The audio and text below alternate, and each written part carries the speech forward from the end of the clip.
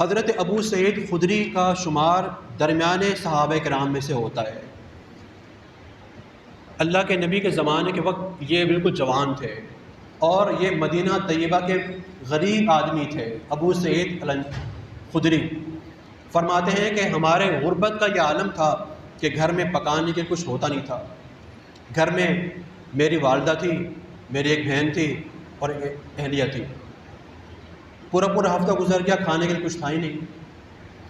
اب یہ ہوا کہ مجھے میری والدہ نے کہا کہ بیٹا گھر میں کھانے کے لیے کچھ بھی نہیں ہے، اور فلاں جو صاحب ہیں وہ اللہ کے نبی کے پاس گئے تھے اور ان کے پاس مال غنیمت آئی ہے، تم بھی چلے جاؤ، جا کے مال غنیمت میں سے کچھ سامان لے کے آ جاؤ، کچھ بکریاں دے دیں گے، اس زمانے کی کرنسی درہم تھے، دینار تھے، تم مل جائیں گے، اور جا کے سوال کرو۔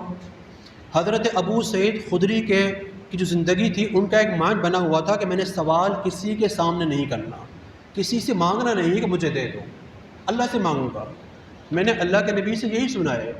تو اماں کو کہا کہ اماں جی میں سوال نہیں کر سکتا، اگرچہ اللہ کے نبی کیوں نہ ہو، اللہ کے نبی کیا سوچیں گے کہ ابو سعید میرے سے مانگ رہے ہیں، انسانوں سے مانگ رہے ہیں۔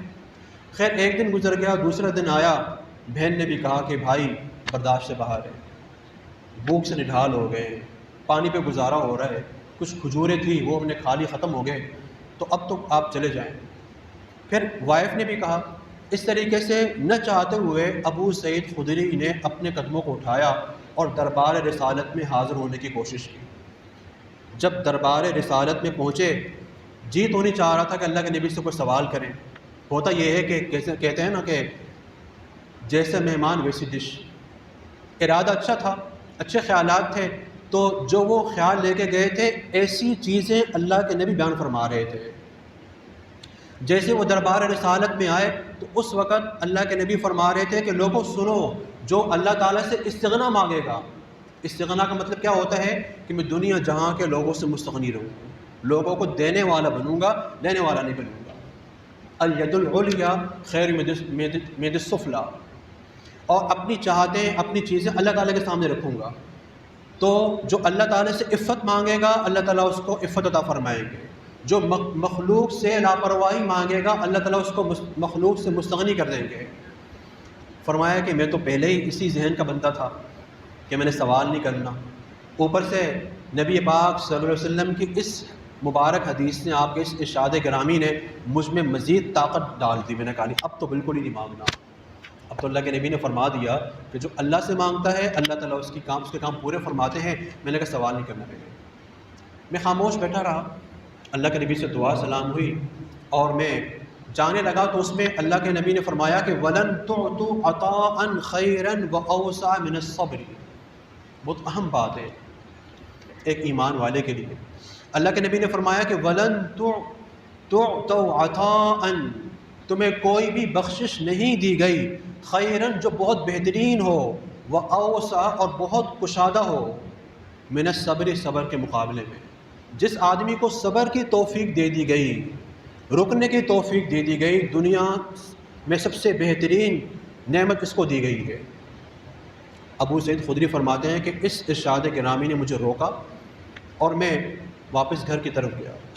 گھر ہمارا کافی دور تھا، میری چھوٹی بہن تھی، وہ بار بار گھر سے باہر نکل رہی ہے، دور سے مجھے دیکھنے کی کوشش کر رہی ہے کہ میرے بھائی ابو سعید آئیں گے، کچھ کھانے پینے کی چیزیں لے کے آئیں گے اور میں کھاؤں گی۔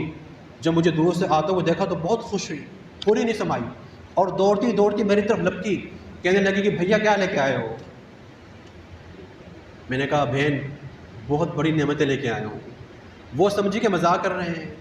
جب گھر پہ آئے تو یہ بات بتا دی، دینی ذہن بنا ہوا تھا، یہ بات اپنی والدہ کے سامنے بھی رکھی اور اہلیہ کے سامنے بھی رکھی کہ میں اللہ کے نبی کے سامنے سوال کرنے والا ہی تھا کہ اللہ کے نبی نے یہ فرمایا کہ سب سے بہترین چیز، سب سے بہترین جو نعمت ہے جو کسی انسان کو دی گئی ہے وہ صبر ہے۔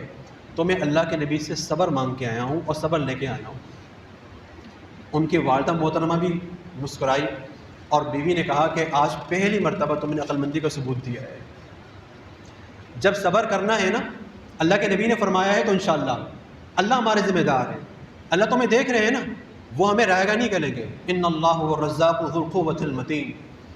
کہنے لگے یہ دن ہمارا گزر گیا، اگلے دن صبح کو یہ ہوا کہ ہمارے ایک دیوار تھی گھر کی، کچی دیوار تھی، بارشیں ہو رہی تھی، وہ کچی دیوار گر گئی، اور وہ جیسی دیوار گری ہے اس کے نیچے خزانہ برآمد ہو گیا۔ اس خزانے کو میں نے لیا، اس کو بیچا، گزر سفر کیا، ہلکا کاروبار شروع کیا۔ ابو سعید جس وقت یہ روایت بیان فرما رہے تھے اس وقت ان کی عمر 80 سال کے قریب تھی۔ آپ نے فرمایا کہ الحمدللہ آج مدینہ منورہ زادہ اللہ شرف و کرامہ میں مجھ سے امیر صحابی کوئی نہیں ہے۔ صبر، اللہ تعالیٰ سے مانگنا۔